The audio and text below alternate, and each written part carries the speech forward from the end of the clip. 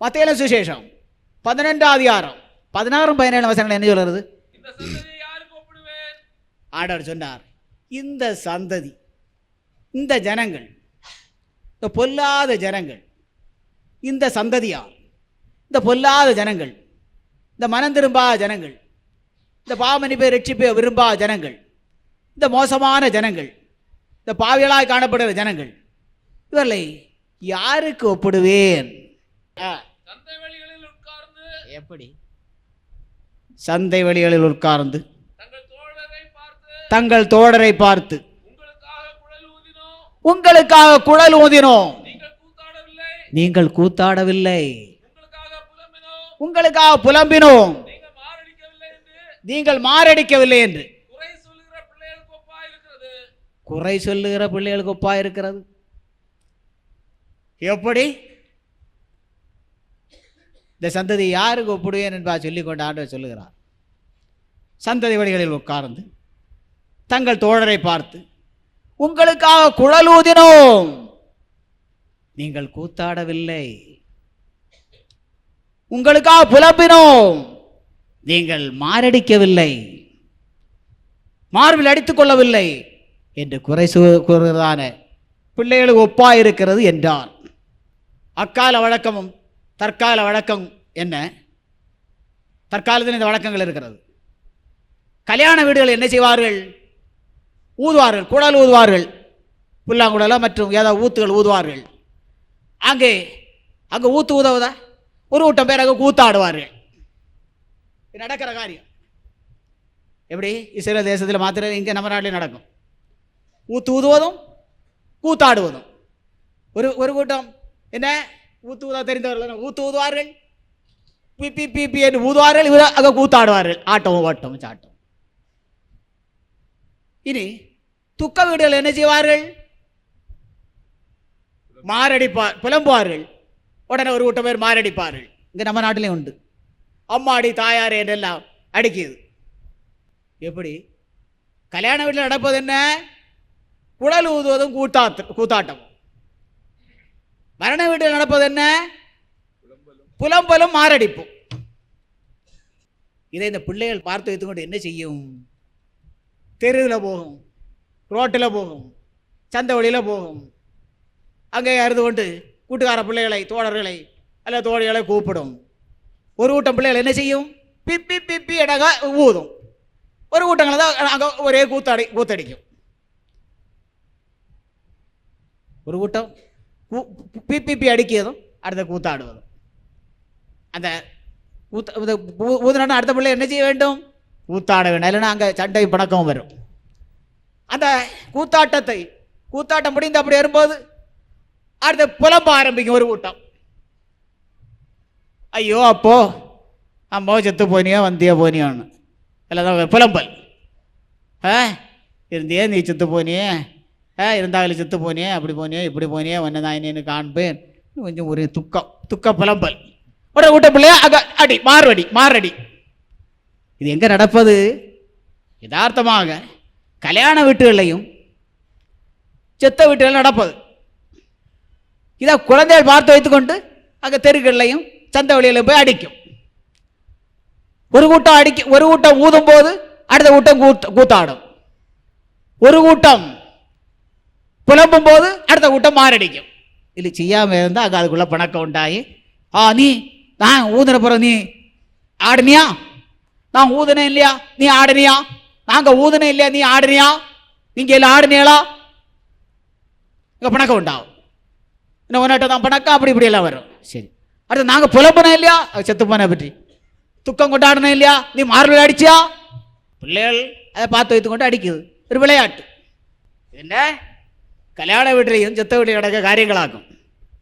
இதை ஒரே சமயத்தில் பிள்ளைகள் காண்பிக்கிறது. விளையாட்டில், தெருவில், தெருக்களில், ரோட்டோரங்களில், வீட்டு முற்றங்களில் இந்த பிள்ளைகள் எல்லாம் சேர்ந்து அங்கே இது கொண்டாடு. அதுபோல எப்படி? என்ன? மனம் திரும்பு, மனஸ்தாபப்படு, புலம்பு, பாவங்களுக்காக புலம்பு, கண்ணீர் விடு. ஒரு கண்ணீரும் வரா, மனஸ்தாபம் வரா, ஒன்றும் வராது. ஒரு புலம்பலும் இல்லை, ஒரு மாரடைப்பு இல்லை, ஒன்றும் கிடையாது. இப்படி மனம் திரும்பு, பாவத்தோடு பாவடிட்டு மனம் திரும்பு, மனஸ்தாபத்தோடு திரும்பு, கண்ணீரோடு திரும்பு, பாவாரிக்கையோடு திரும்பு, புலம்பு. ஒரு புலம்பல் இல்லை, ஒரு மனஸ்தாபம் இல்லை, ஒன்று மனம் திரும்ப வேண்டும். நானே எந்த வருது இந்த பிள்ளைகள் விளையாட்டு மாதிரி யதார்த்தமான ஒரு மனம் திரும்புதலே கிடையாது. ஆகவே யதார்த்தமாக இவர்கள் பாவங்கள் மன்னிக்கப்படுகிறது இல்லை, ரட்சிக்கப்படுகிறது இல்லை. யதார்த்தமாக இவர்கள் மனம் திரும்புகிறதே இல்லை. கள்ளத்தனமான திரும்புதல் உண்மையான திரும்புதல் அல்ல. உண்மையாகவே ரட்சிக்கப்பட்ட ஆட்டோட பிள்ளையா ஜீவிக்க வேண்டும் என்றதான திரும்புதல் அல்ல. விளையாட்டுத்தனமாக பிள்ளைகள் தெருக்கள்லையும் சந்தை வழிகளையும் விளையாடுகிற மாதிரி எண்ணுகிறார்கள். எல்லாம் ஒரு விளையாட்டு. மனம் திரும்பு. மனம் திருந்தாம விரும்பாமல் இருந்தா பல்லவராஜ்யம் போக முடியாது. மனம் திரும்புதான் முதல் படி. பல்லவராஜ்யம் போக வேண்டுமானால் முதல் படி அதாக்கும். பாவத்தை விட்டும் பாவழி விட்டு எல்லாம் மனம் திரும்ப வேண்டும். மனஸ்தாபத்தோடு மனம் திரும்பணும், கண்ணீரோடு மனம் திரும்பணும், பாவாரிக்கையோடு மனம் திரும்பணும். பாவமன்னிப்பை ரட்சிப்பையும் பெற்றுக்கொள்வதற்காக ஆர்க்கென்று உண்மையான மனம் திரும்பணும். கண்ணீரோடு மனஸ்தாபத்தோடு அழணும், புலம்பணும். அழ வேண்டும், புலம்ப வேண்டும், மார்பில் அடித்துக் கொள்ள வேண்டும். மார்பில் அடித்து புலம்பியாவது நீ ஒரு மனமாறுதலை கண்டடைய வேண்டும். அடுத்தபடியாக ரட்சிப்பின் சந்தோஷத்தை நீ அடைந்து கொள்ள வேண்டும். எப்படி? கல்யாண வீடு என்ன சந்தோஷ வீடு. அங்கே என்ன ஊத்து ஊதுவதும் களைப்பும் துள்ளாலும் சாட்டமும் ஓட்டமும். இது என்ன ரட்சிப்பின் சந்தோஷம். அது இவளுக்கு தேவையில்லை. இவள் மனமாறுதல் இல்லை, அழுகையும் இல்லை, புலம்பலும் இல்லை, ஒன்றும் இல்லை, மனஸ்தாபமே இல்லை. ஆகவே ரட்சிப்பின் சந்தோஷம் இவர்களுக்கு இல்லை. ரட்சிப்பின் சந்தோஷமும் இல்லை. ரட்சிப்பினால் உண்டாகிறதான ஆசீர்வாதங்களும் இல்லை. எல்லாம் விளையாட்டு. அதே ரட்சிப்பை எல்லாம் நஷ்டப்படுத்தி வைத்துக்கொண்டு எல்லாம் தீர்த்து கட்டி வைத்துக்கொண்டு மோட்சம் போகலாம் என்று எண்ணுகிறார்கள். அவர்களுக்கு அந்த மனஸ்தாபம் இல்லை. ஏன்? இப்படி நான் எப்படி ஒரு காலத்தில் மனம் திரும்பி இருந்தேனே, மன்னிப்பை ரட்சிப்பையும் பெற்றிருந்தேனே, மனஸ்தாபத்தோடு கண்ணீரோடு புலம்பி அழுது புலம்பி மார்பிலை அடித்து கொண்டு ஆண்டவரிடத்திலிருந்து மகிமையான ஒரு மன்னிப்பையும் விடுதலையும் பெற்றிருந்தேனே. இந்த மன்னிப்பும் விடுதலையும் இல்லையே, ரட்சிப்பும் இல்லையே, சந்தோஷமும் இல்லையே. அதை பெற்றுக்கொள்ள வேண்டும் என்றதான தாகம் வாஞ்சி கூட யாருக்கு இல்லை? பின்மாற்ற அடைந்தவர்களுக்கு கூட இல்லை, மற்றவர்களுக்கும் இல்லை. ரட்சிப்பின் சந்தோஷமும் இல்லை, எந்த ஒரு மனமாற்றமும் இல்லை. சந்ததிகள் அக்காலத்தில் இப்படியே சந்ததிகள் ரட்சிப்பை பற்றி பேசினால் அது ஒரு விளையாட்டு, விளையாட்டாக எண்ணுவது. பிள்ளைகளோட விளையாடுற மாதிரி மனம் திரும்ப என்று சொன்னால் எல்லாரும் விளையாட்டு, அதில் விளையாட்டும் பொழுதுபோக்கும். மனம் திரும்பு, பாவனையை பெறு, ரட்சியப்படு, ரட்சிப்பின் சந்தோஷத்தை பெறு, பல்லவராஜ்யம் ஆயத்தப்படு, எல்லாம் விளையாட்டு. எப்படி? பிள்ளைகள் விளையாடுகிற மாதிரி விளையாட்டு. பிள்ளை விளையாட்டு. பிள்ளைகளுக்கு அது என்னன்னு தெரியாது. பிள்ளைகள் அங்கே பார்த்து வைத்துக்கொண்டு ஒரு இடத்தில் நடக்கிற பார்த்து வைத்துக்கொண்டு அது விளையாடுகிறது. அவ்வண்ணமாக அறிவந்ததான ஜனங்களும் அறிவந்ததான சந்ததியாரும் காணப்பட்டால் எப்படி இருக்கும்? பரிதாபமாக இருக்கும். அன்றைய ஆண்டவர் இஸ்ரவேல் தேசத்தில் வைத்து பேசின சந்ததி உலகம் முழுவதும் அந்த சந்ததியாகவே இப்பொழுது காணப்படுகிறது. உலகம் முழுவதும் அதே சந்ததி தான்.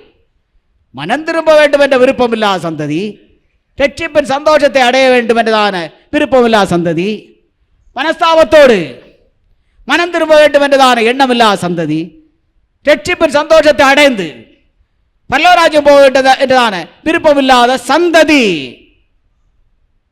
விளையாட்டுத்தனமாக காணப்படுகிறார்கள்.